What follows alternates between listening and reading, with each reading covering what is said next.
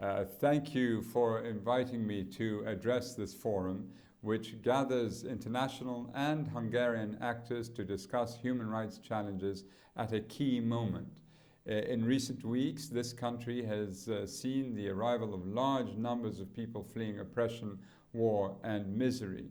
Among these refugees and migrants are some of the most vulnerable people in the world. They flee zones where even the basic requirements of human life and dignity are no longer respected. They have taken desperate risks to reach a place of safety and hope. And far too often, they have been met by a deliberately mean-spirited, violent, and even racist negation of their fundamental humanity. Now, let us be clear, when people are unable to use regular channels to escape oppression and misery, they may attempt in desperation to find irregular channels. You and I would probably do exactly the same thing. This does not make them criminals. It does not withdraw their right to be treated with dignity.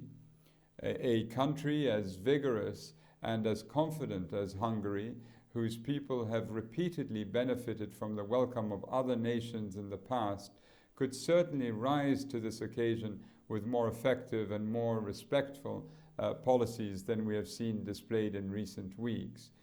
Migration requires principled and human rights-centered governance, not billboard campaigns dripping with contempt or high razor-wire fences patrolled by dogs.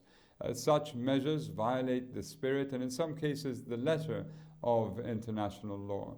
They also contravene fundamental principles of the European Union, an institution whose very existence is a stand against war, for humanity and solidarity, and for the human rights of everyone. I have the deepest respect for the people of Hungary, who have powerful recent memories of how important it is to protect human rights, and indeed many Hungarians have responded positively to the plight of the refugees and the migrants. This country has also played a leading role in backing Human Rights Council resolutions to condemn reprisals against civil society groups who work with the United Nations.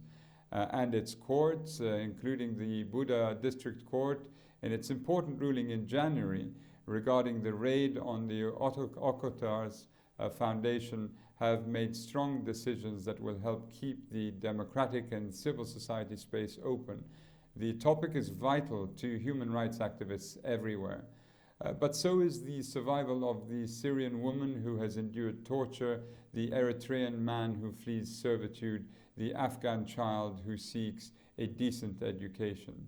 Next year, we will mark the 60th anniversary of the 1956 uprising and the generous welcome given to Hungarian refugees fleeing oppression. Today, those who flee are seeking refuge in Hungary, and the most effective way to commemorate that uprising would be to greet them with equal dignity and respect. I count on your help to maintain Hungary's good name as a principled actor within the international community.